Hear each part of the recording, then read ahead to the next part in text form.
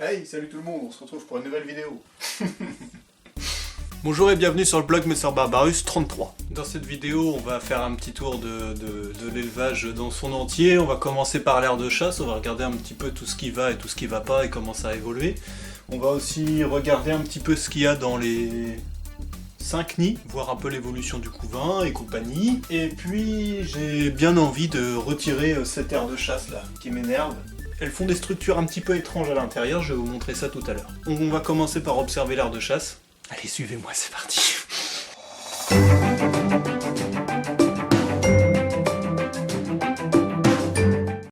Ça fait à peu près 2 mois que l'aire de chasse est en place, tout se passe plutôt bien.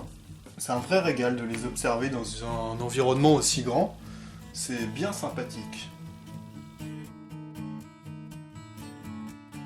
Même après 2 mois d'observation, les décors me plaisent toujours autant, le rendu du sable collé à la colle Cléopâtre me plaît toujours.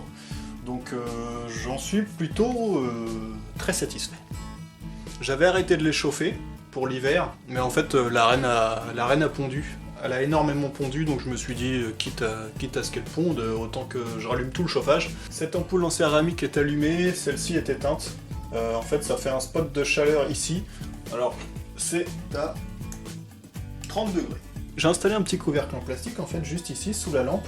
Je voulais voir si les fourmis allaient installer le couvain sous le morceau en plastique vu qu'il est chauffé. Souvenez-vous, j'avais fait cette expérience dans... Je sais plus quel numéro du blog Messer Barbarus, mais c'était dans l'ancienne grande aire de chasse. J'avais mis un petit carré de plastique comme ça dans l'aire de chasse et les fourmis avaient installé des nymphes à l'intérieur. Elles avaient installé les larves et les nymphes dans un petit crâne d'ailleurs, c'était bien sympa ça. D'ailleurs, elles se sont servies du petit morceau de plastique pour mettre toutes les graines de tournesol. Elles n'emmènent pas les graines de tournesol au nid, je me demande s'il y en a dans le nid d'ailleurs. Elles n'emmènent pas les graines de tournesol au nid, donc bon, tant pis.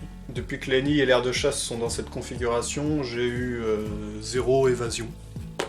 Que dalle, niet, nada, walou, rien du tout. Seul bémol avec cette aire de chasse, c'est que sur un endroit en particulier, elles ont quand même réussi à creuser un petit peu le mortier. Pas le ciment, le mortier. C'est juste ici, je vais vous montrer ça de plus près. C'est juste ici en fait, on voit qu'elles ont grignoté un morceau du mortier. Donc en fait ce qu'on voit là c'est le plâtre, ce qu'on voit ici c'est du mortier. Et donc on voit qu'ici elles ont bien creusé le mortier. Autant parfois il n'y a aucune fourmi à s'acharner ici, autant parfois elles sont plusieurs à essayer de mordre le mortier. Alors ce que je fais de temps en temps pour les emmerder un peu, je mets du sable. Voilà, je mets du sable comme ça, je rebouche tout.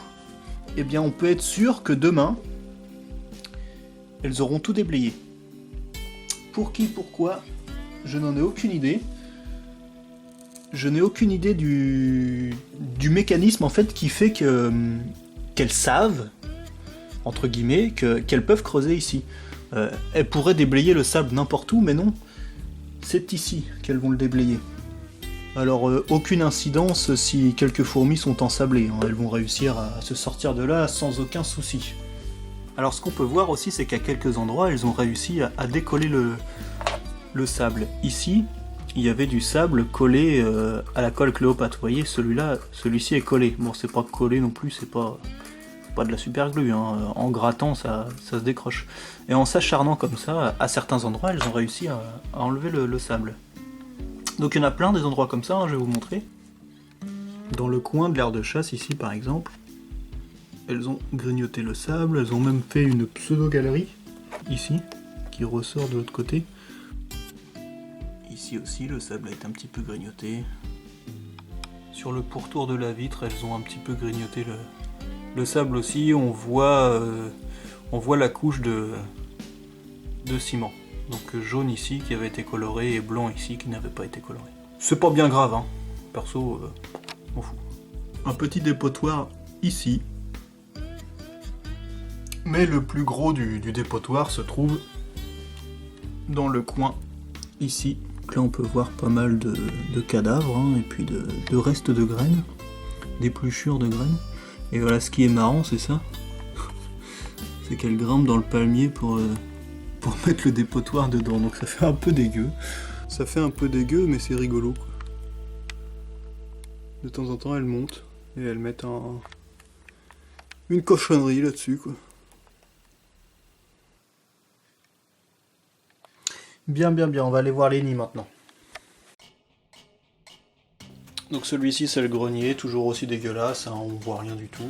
Alors en ce moment j'ai remis des caches, j'avais envie de les remettre au noir un petit peu. Alors sur le deuxième nid, il y a un petit tapis de 7 watts relié à un thermostat. Mais c'est un machin chinois, hein, pas cher. Réglé sur 30 degrés. Donc là il est il est à 26, 27 tout de suite, là 28. En fait, la sonde du thermostat est juste entre les deux, elle est ici, vous voyez. Hop. Voilà. Donc là, on a un beau couvain. Et il fait 31 degrés. 31 degrés, 30-31 degrés, donc ça leur va très bien, puisqu'elles se sont toutes agglutinées ici. Donc un couvain plutôt raisonnable hein, pour un mois de décembre.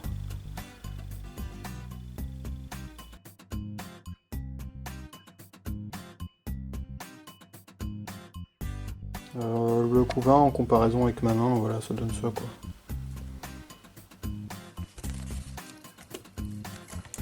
Tac, troisième nid. Ah bah c'est un peu en panique aussi là-dedans. Ça le problème avec les messors, c'est dès qu'on touche un peu à la table, tout de suite la panique quoi. Quatrième nid.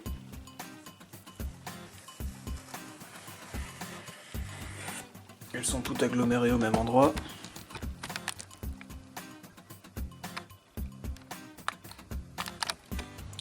D'ailleurs il est dégueulasse ce nid là. Vraiment dégueu quoi.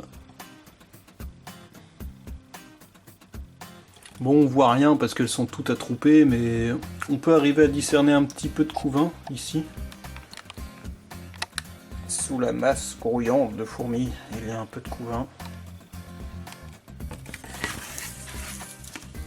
Tac, et le dernier, un peu plus vide, mais raisonnable quand même. Et l'air de chasse tout pourri.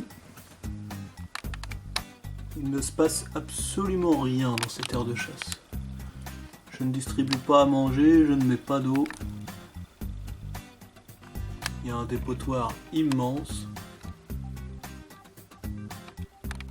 Et elles ont collé du dépotoir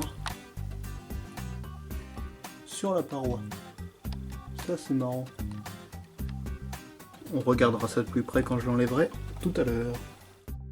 Et non, on regardera ça au prochain épisode. Je vous laisse avec quelques plans de l'aire de chasse et je vous dis boujou. Allez, boujou.